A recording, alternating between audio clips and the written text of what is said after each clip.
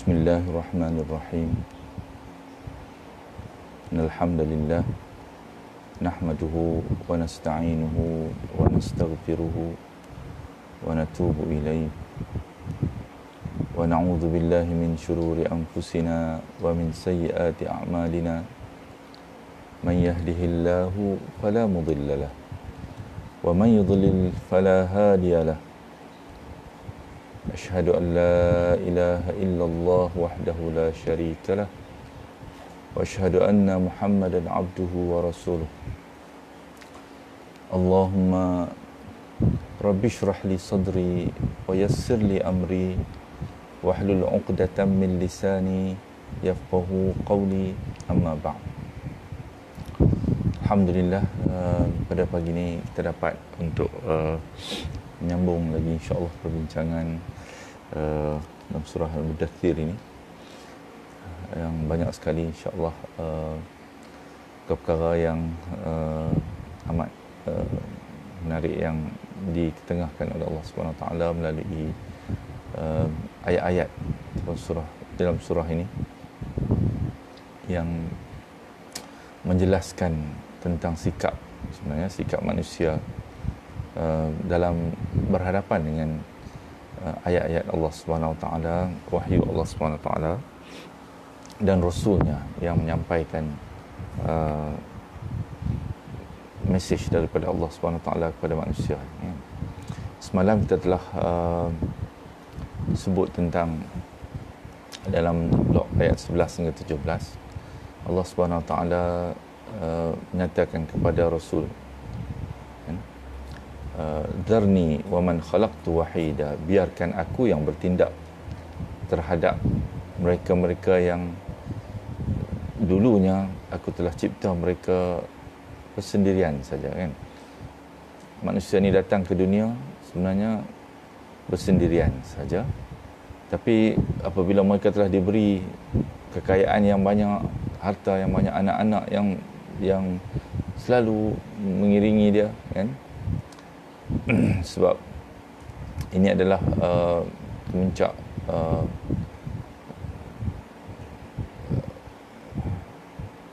apa yang dibanggakan oleh orang-orang Arab, Quraisy, manusia, kan. Anak-anak ni melambangkan kepada pengaruh, kan, dan juga kekuatan dia, kan, sokongan yang selalu, wa banina syuhuda, yang selalu bersama-sama dengan dia, kan. Anak-anak yang selalu mendukung dia, bersama-sama dengan dia, kan. Jadi mereka amat merasakan, sehingga hari ini pun sebenarnya manusia kadang-kadang dia merasa anak-anak yang kadang-kadang kita meletakkan, kan, target, niat, kan, untuk membanggakan, kan, anak-anak yang mencapai pencapaian, kan.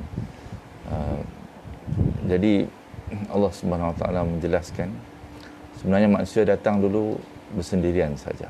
Tidak ada semua yang ada ni adalah apa yang dikurniakan oleh Allah Subhanahu Wa Taala, kan. Allah yang sebenarnya telah, kan, Allah yang, kan, membangunkan ataupun, kan, menjadikan dia, kan, seperti yang Allah sebut, wa mahattu lahu tamhida, ayat 14, kan.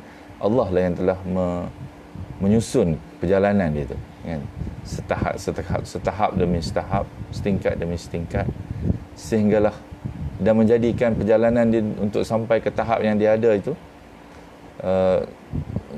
smooth, kan, licin, kan, tidak ada tersekat-sekat, kan. Setengah orang Allah jadikan dia tersekat-sekat, dia tak boleh nak sampai kepada kedudukan yang keduniaan, kan, yang dicapai oleh setengah orang lain, kan. Ada yang Allah bagi keadaan yang tentu, ada orang lain yang Allah bagi keadaan yang berlain pula. Tapi manusia ni tidak memahami hakikat bahawa Allah Subhanahu Wa Taala lah yang telah menyusun perjalanan dia tu, kan. Wa mahattu lahu tamhida, itu maksud dia, kan. Allah yang menjadikan perjalanan dia untuk naik ke tahap yang dia ada itu licin dan tidak ada sekatan-sekatan dan gangguan-gangguan. Untuk apa? Kenapa Allah SWT jadikan begitu kepada manusia? Itu adalah sebahagian daripada ujian kepada manusia sebenarnya. Itu hakikat yang perlu dipahami, kan. Ada orang yang Allah SWT promotekan dia, kan, kita kata, kan, naik ke tahap yang dia berada, kan? Tapi dia lupa bahawa perjalanan dia untuk sampai ke tahap yang dia ada dengan anak-anak yang ramai, dengan harta yang melimpah-limpah, dengan pengaruh kuasa dan sebagainya, kedudukan dan sebagainya, kan? Manusia tidak akan dapat capai, kan, keadaan itu kecuali apabila Allah SWT membuka jalan kepada dia, kan? Jadi dia lupa keadaan ini, kan? Dia menyangka bahawa dia mencapainya kerana kehebatan dia, dan malah mereka juga, kan, itu satu keadaan dia lupa bahawa dia mencapainya kerana kehebatan diri dia. Tapi untuk mereka ni yang dalam kes ni, pemuka-pemuka Quraisy ni, al-Malak Quraisy ni, mereka menyangka bahawa, kan, apa yang diberi oleh Allah SWT itu adalah tanda approval Allah SWT ataupun persetujuan Allah SWT terhadap keadaan mereka, kan. Dan mereka mengharapkan akan dapat banyak lagi daripada itu, malah selepas kematian mereka, kan. Jadi inilah yang keadaan yang Allah SWT sangkal dengan ayat 16 ni. Kalla, sebenarnya jangan berfikiran macam tu, kan. Kalla, tidak mungkin, kan. Tidak mungkin keadaan itu adalah benar. Kerana sebab apa? Sebab mereka telah menentang ayat-ayat Allah Subhanahu Wa Taala. Mereka telah menjadi musuh kepada bila datang ayat Allah Subhanahu Wa Taala dan juga Rasul yang dihantar oleh Allah Subhanahu Wa Taala ni, kan. Kalla innahu kana li ayatina anida, kan. Mereka telah menjadi musuh kepada ayat-ayat kami, peringatan yang datang daripada kami, untuk mengingatkan kepada mereka tentang keadaan mereka yang serba palsu ni, kan. Keadaan mereka yang tertipu ni, kan. Sa'urhiquhu sa'uda, dan pasti aku akan menjadikan perjalanan mereka nanti, kan, sukar, kan. Sebab sekarang ni Allah SWT bagi mereka sampai ke tahap yang mereka ada ni dengan dimudahkan perjalanan mereka, kan. Jadi Allah kata dia akan berakhir dan pastilah nanti mereka akan berjumpa dengan pendakian yang amat menyusahkan di hari akhirat nanti, kan. Kerana sangkaan dan juga khayalan yang mereka simpan ini, bahawa mereka akan, masih lagi Allah akan bagi mereka jalan yang mudah untuk mereka sampai ke kedudukan yang hebat, kan, di dunia ini, kan. Menjadikan mereka ni sombong dan juga menjadikan mereka ni lupa kepada tanggungjawab yang datang bersama dengan apa yang diberi oleh Allah Subhanahu Wa Taala ni, kan. Ini adalah peringatan Allah Subhanahu Wa Taala, kan. Jadi insya-Allah pada pagi ini kita akan melihat pula, kan, Allah Subhanahu Wa Taala bagaimana Allah menjelaskan, kan, dalam ayat 16 yang kita baca tadi. Allah Subhanahu Wa Taala sebut tentang kalla, kan. Sekali-kali tidak, kan. Jangan mereka menyangka khayalan dan juga harapan mereka ini benar, kan. Sesungguhnya tidak, kan. Kerana apa yang mereka buat adalah mereka telah memusuhi dan menentang kitab Allah Subhanahu Wa Taala ni, kan.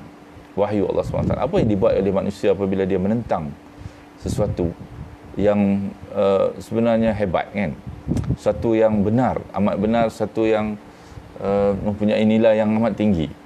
Tapi apabila ada sesiapa bila kita nak menolak satu perkara yang benar, satu yang amat baik, kan, pastilah kita akan mencari segala jalan, manusia akan mencari segala jalan untuk mendiskreditkan ataupun merendahkan benda ni, kan, dengan berbagai cara. memenanginya hujah-hujah mereka dengan menggunakan cara-cara psikologi, ataupun mereka cuba sedaya upaya untuk menjatuhkan kan, perkara yang baik ni kan, dengan memberi fakta-fakta bukan fakta lah kan, memberi hujah-hujah yang bagi mereka adalah benar kan. Ini adalah apa yang Allah SWT nak jelaskan, bagaimanakah pendetilan mereka ni apabila mereka menuduh ataupun mereka menjadi musuh kepada wahyu Allah SWT ni kan. Allah SWT menggambarkan satu gambaran yang amat terperinci kan. Macam mana sikap manusia ni sebenarnya, kalau tidak digambarkan macam ni, manusia tidak dapat melihat buruknya perlakuan dia apabila dia mengetengahkan kebohongan-kebohongan dan juga kesombongan ni kan. Tapi Allah SWT gambarkan dengan deskripsi yang amat grafikal kan, tentang buruknya sifat mereka yang sebenarnya sampai ke tahap ni kan, kesombongan dan mencuba untuk menentang Allah SWT pada hakikatnya kan. Bila mereka menolak, memusuhi wahyu Allah SWT dan memusuhi Rasul yang dihantar untuk memberi peringatan kepada mereka dengan wahyu ni kan, hakikatnya ini adalah kesombongan dan juga penolakan terhadap Allah SWT, dan Allah menggambarkan kebodohan keadaan mereka ni sebenarnya yang tidak mereka sedari. Manusia ni apabila dia bersifat sombong dan dia merasakan diri dia adalah ada kemampuan, ada kuasa, ada kedudukan yang membolehkan dia menentang perkara yang baik ini, maka kadang-kadang dia sendiri tidak sedar buruknya rupa dia ataupun pada pandangan, khususnya pandangan Allah SWT dan juga manusia lain kan. Walaupun kadang-kadang pengikut ini, sebab apa yang kita tengah baca ni adalah Allah menggambarkan keadaan al-mala ni ataupun golongan yang berpengaruh ni dalam masyarakat ni, bagaimana mereka ni cuba untuk mempengaruhi orang yang pengikut ataupun orang-orang awam ni kan, dan juga mempengaruhi orang lain kan, bersama-sama dengan mereka. Ni gambaran seolah-olah macam ketika mereka sedang berada dalam perbincangan kan, mungkin perbincangan kalau di Quraisy dulu dia ada darun nadwah kan, tempat mereka berbincang, parlimen mereka kan. Jadi Allah SWT kata innahu fakkara wa qaddar, sesungguhnya dia telah memikirkan dan menetapkan kan, apa yang dia rancang, keputusan yang dia pegang kan. Jadi ini menjelaskan kan, gambaran kononnya kan, bahawa keputusan yang mereka ambil iaitu keputusan untuk menolak Al-Quran ini, perkara yang baik dan betul ini, dan juga menolak Rasul Muhammad SAW ini, adalah satu perkara yang dicapai setelah dia memikirkan dengan mendalam kan. Memikirkan mendalam, buat kajian macam-macam, research ke, saya ada hujah saya dan sebagainya kan.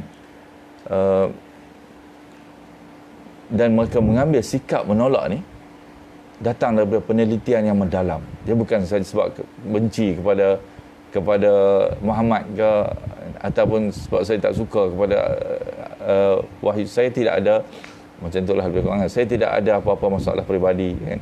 Tapi sebenarnya Allah SWT mengetahui, Maha mengetahui kan. Dan Allah SWT sedang menggambarkan buruknya keadaan mereka ni bila mereka menolak, memusuhi wahyu Allah SWT ni kan. Innahu fakkara, sesungguhnya dia telah fakkara, memikirkan kan, wa qaddar, dan mengambil keputusan kan. Faqutila kaifa qaddar, faqutila kaifa qaddar, celakalah dia kan. Kutila ni kutukan kan, kutukan yang amat berat lah kan, binasalah dia kan, celakalah dia. Sebab kutila ni apa maksud dia, matilah dia kan, macam itulah kan, binasalah dia. Bagaimana dia menetapkan, kaifa qaddar, macam mana sebenarnya dia ambil keputusan yang dia kata hebat sangat ni kan kalau kita tengok filem ke apa, ada gambaran kan, The Message ke apa kan, filem-filem Arab yang menggambarkan tentang macam mana apa nama pemuka-pemuka Quraisy ni, Al-Malak Quraisy ni menggayakan ataupun menggambarkan kesombongan mereka ni kan. Kita tengok macam mana keadaan mereka ni, maka Allah kata celakalah dia. Sebenarnya dia ini bukan seperti mana yang dia cuba gambarkan kan. Apa yang dia cuba gambarkan tu hanyalah palsu semata-mata kan. Dia lakukan itu sebab dia nak memastikan semua orang akan terima pendapat dia dan bersetuju dengan dia bahawa wahyu Allah SWT, Muhammad SAW ni, Rasul Allah SWT ni adalah sesuatu yang tidak benar kan. Apa dia isi yang ditolak ni pun Allah tak sebut lagi pun. Itu style Al-Quran ni yang nak menggambarkan buruknya kan, dan tak penting pun sebenarnya menceritakan apa yang mereka tolak ni, sebab dah diketahui bahawa mereka menolak dia kerana masalah di dalam jiwa mereka kan, masalah di dalam kefahaman dan juga konseptual yang ada dalam jiwa mereka, dan juga kerana dengki dan kesombongan yang ada pada diri mereka kan. Sebab kalau kita tahu kebanyakan sebab kenapa manusia menolak kebenaran dan kebaikan kan, perkara yang baik ni, kerana pertama mempertahankan status quo mereka kan. Inilah juga yang berlaku dalam pemuka-pemuka Quraisy ni kan. Dalam satu hadis kan, dari riwayat menceritakan bagaimana Abu Jahal kan pernah diajukan persoalan oleh wanita-wanita Quraisy ni, yang kata kat dia kan, mereka kata kat dia, nanti habislah kamu kan, bila Muhammad telah menguasai, kamu akan tewas kan, kamu akan ketinggalan kan. Dia kata tidak, bahkan akulah yang akan menang kan. Ni antara Abu Jahal kan, akulah akan menguasai, akulah yang akan menang dalam persaingan dengan Muhammad ni kan. Bila ada orang kan, dalam riwayat juga menceritakan, datang kepada dia seorang lagi pemuka Quraisy yang datang kepada dia menceritakan tentang apa yang Muhammad sebut ni. Dia mengakui bahawa benar Muhammad ni, tapi sebenarnya kamu tahukah kan, kalaulah Muhammad ni dapat mencapai ke kedudukan yang dia nak capai ni kan, maka habislah kita semua kan. Sekarang ni ada projek kan, ada kita lah yang menguasai bahagian-bahagian tertentu kan dalam masyarakat ni, perdagangan, ekonomi kita, projek-projek kita semua ni akan hilang kan. Dan kedudukan dia persaingan di antara bani-bani ni kan, Bani Makhzum kan, salah seorang berbanding dia takut nanti Bani Hashim ni akan naik kan. Bani Hashim ni yang keturunan Rasulullah SAW, kerabat dia, akan mendapat kedudukan yang lebih tinggi lagi kan, di dalam Quraisy, di kalangan Quraisy ini, di kalangan orang Arab semua kan. Jadi sebenarnya inilah yang berada di belakang pemikiran mereka kan. Tapi apabila mereka cuba untuk menyampaikan kebenaran mereka, seolah-olah mereka ni orang yang paling hebat kan, mereka ni orang yang ikhlas, mereka ni orang yang benar-benar nak kebaikan kepada masyarakat mereka ni. Jadi Allah SWT membayangkan bagaimana cara mereka ni cuba nak mengetengahkan idea dan juga mempertahankan diri mereka ni kan.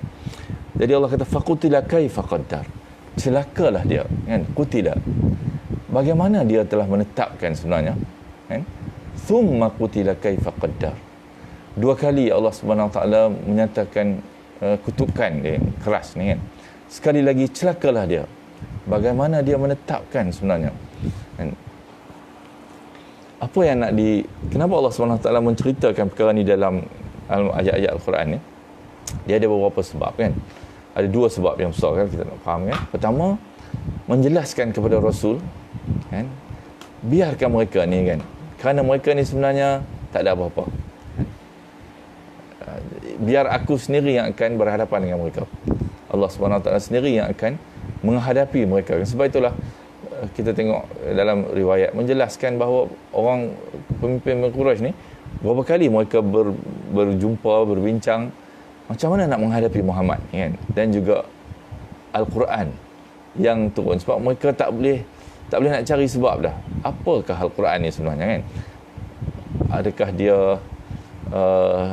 bermacam-macam kan, yang mereka tuduh syair ke, ataupun Muhammad ni dia kena sihir ke kan, ataupun macam-macam lagi kan. Tapi mereka tidak dapat datang kepada satu perkara yang konklusif kan, untuk menjelaskan perkara ni kan. Kalau ada pun di kalangan mereka macam Sayyidina Umar Al-Khattab, Sayyidina Umar Al-Khattab ni dia ada orang yang benar-benar ikhlas kan. Dia menentang sebab dia merasakan apa yang Muhammad SAW Muhammad ni buat ialah dia telah mencabar keutuhan Quraisy ni kan, dan memecah belahkan di kalangan masyarakat. Itu yang sangkaan dia kan. Tapi apabila dia mengetahui kebenaran yang sebenarnya, dia tukar kan.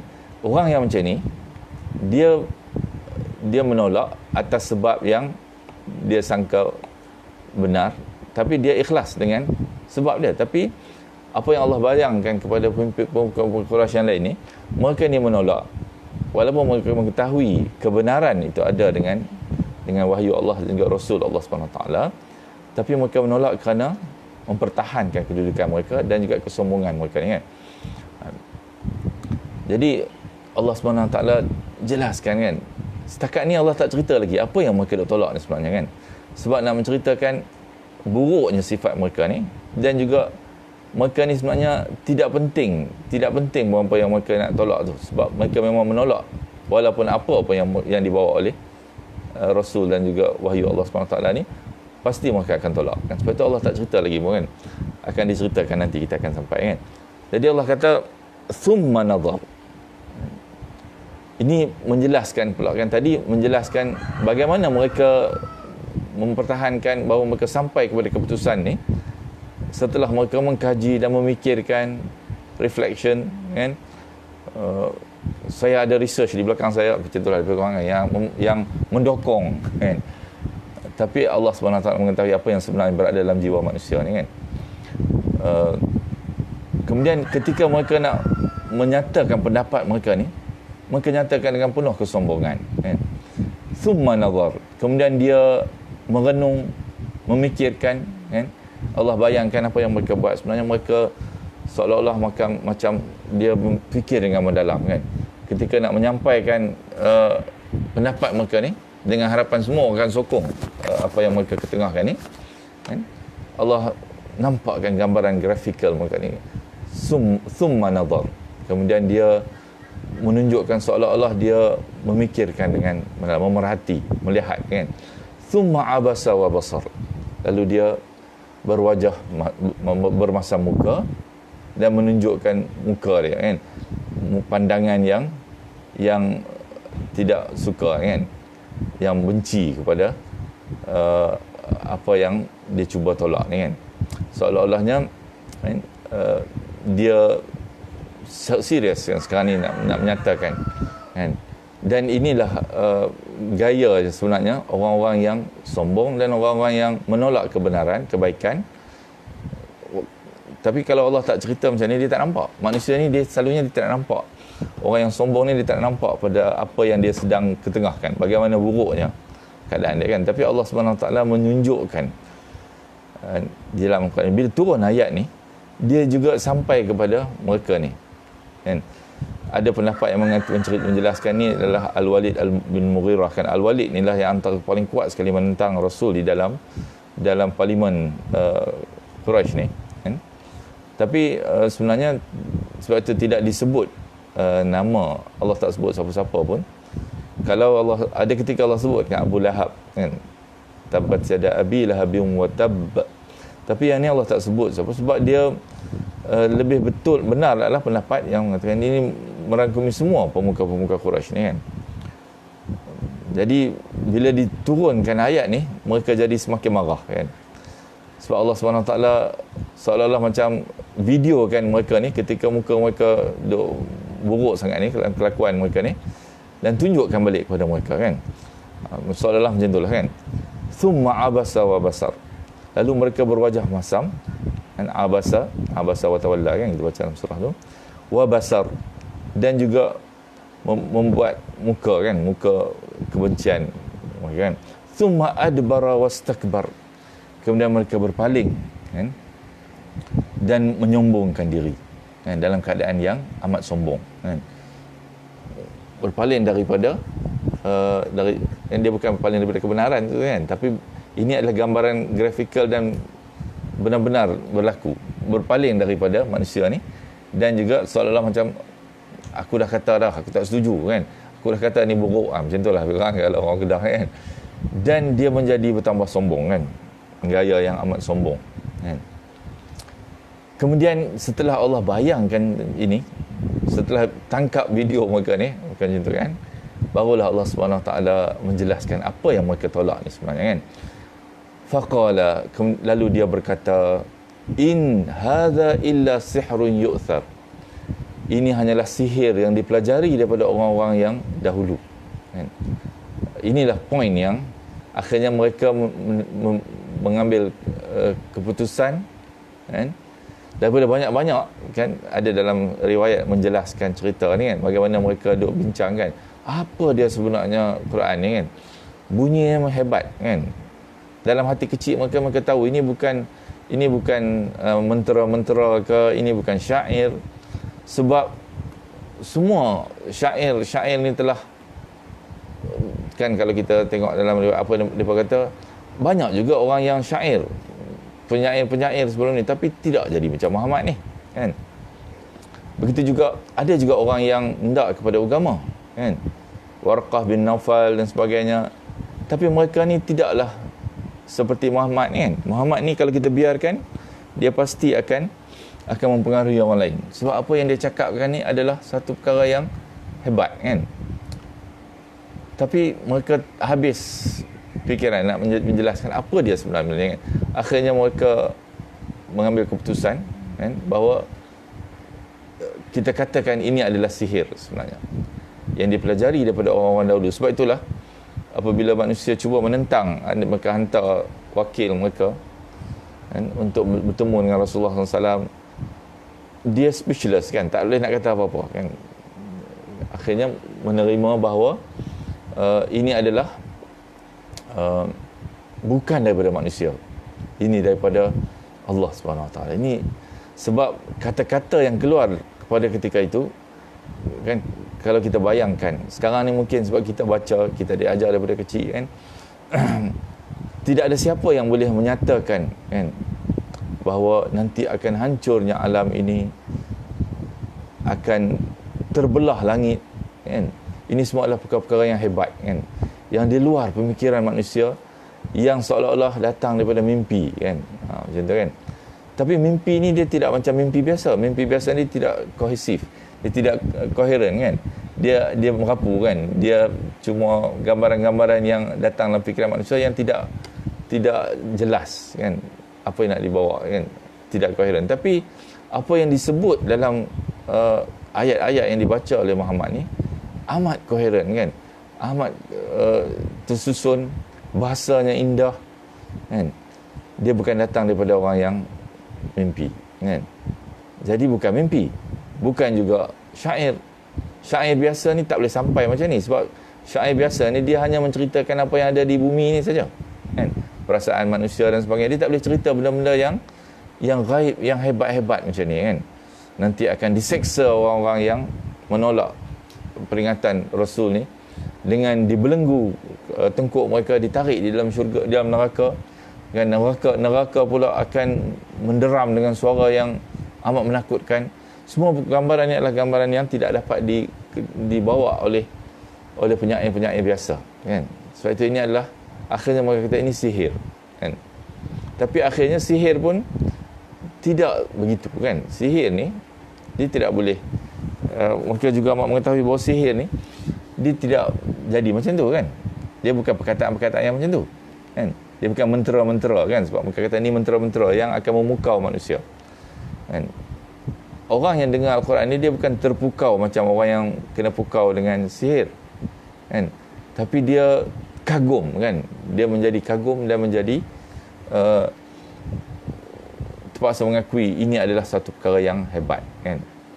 Jadi mereka kata in hadza illa qaulul bashar, kan. Sesungguhnya ini hanyalah perkataan manusia biasa saja, kan. Dia bukan perkataan daripada Tuhan. Sebab inilah poin yang mereka nak cuba yakinkan kepada orang lain, kan, bahawa ini bukan apa yang datang daripada Tuhan. Muhammad ni bukannya daripada utusan Tuhan, kan. Sebab kalau apa yang Muhammad katakan benar, mereka amat menyadari bahawa mereka terpaksa meninggalkan kedudukan status quo mereka ni dan mengikut Muhammad, kan, SAW. Tapi kalau nak kata, sebab mereka tuduh salah satu ialah bagi tahu kepada Abu Talib, kalau dia hendak semua apa yang dia hendak, kan, hendak harta ke hendak apa, kami boleh bagi pada dia. Tapi Rasulullah SAW tetap dengan pendirian dia dan dia kata tidak, kan. Kalau kamu bagi bulan pun, matahari di sebelah kananku, bulan di atas di sebelah kiriku, ala an aturka hadzal amr, supaya aku tinggalkan urusan ini, kan, aku tidak akan tinggalkan, kan. Jadi mereka habis akal, kan. Dia bukannya hendak kekuasaan, nak pengaruh, kan. Ini adalah perkara yang benar sebenarnya, dia datang daripada Allah Subhanahu Wa Taala, kan. Itu akhirnya itulah kesimpulan yang ada dalam hati kecil mereka, tapi mereka menolak kerana mereka tahu mereka akan kehilangan semua apa yang mereka banggakan, ya, kan. Anak-anak, pengaruh dan sebagainya pasti akan hilang, kan. Sebenarnya apa yang ditakutkan oleh mereka ni adalah kehilangan tu kerana mereka tahu mereka mendapatkannya dengan cara yang tidak benar, kan. Sebab bukan Allah Subhanahu Wa Taala tak bagi, kan. Islam membenarkan ada harta dan sebagainya, tapi harta ni tak boleh digunakan untuk kepentingan-kepentingan yang syahwat dan juga gharizah dunia, kepentingan-kepentingan dunia saja, kan. Tapi dia digunakan untuk mendekatkan diri kepada Allah Subhanahu Wa Taala dan menyediakan untuk menghadapi perjalanan di akhirat nanti. Itu hakikat apa yang Allah bagi kepada manusia ni, kan. Tapi mereka tahu kalaulah mereka ikut Muhammad, semua ni akan berakhir, kan. Dan mereka akan kehilangan kedudukan mereka di hadapan pengikut mereka. Ini adalah usaha mereka untuk mempertahankan mereka. Jadi Allah Subhanahu Wa Taala dalam gambaran yang pendek dan juga amat menarik ni telah menjelaskan hakikat buruknya manusia ni, kebodohan manusia sebenarnya dalam berhadapan dengan kebenaran. Kebanyakan manusia menolak kebenaran dan satu yang bernilai tinggi ni bukan kerana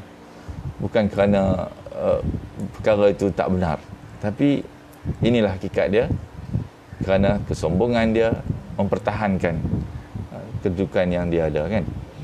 Dan nanti Allah akan cerita, kan, apa yang akan jadi pada mereka yang bersikap macam ni, kan. InsyaAllah kita tengok pada malam ni, kita akan baca Allah sebut dengan gambaran yang amat menyentuh ego dan kesombongan orang ni, kan. Sa'uslihi saqar, kan. Kita akan baca tentang saqar ni pada malam ni, insyaAllah, kan. Dan saya rasa insyaAllah setakat itu dulu pagi ni. Wabillahi taufiq wal hidayah. Assalamualaikum warahmatullahi wabarakatuh. Subhanakallahumma bihamdika asyhadu an la ilaha illa anta astaghfiruka wa atubu ilaik. Subhanakallahumma bihamdika asyhadu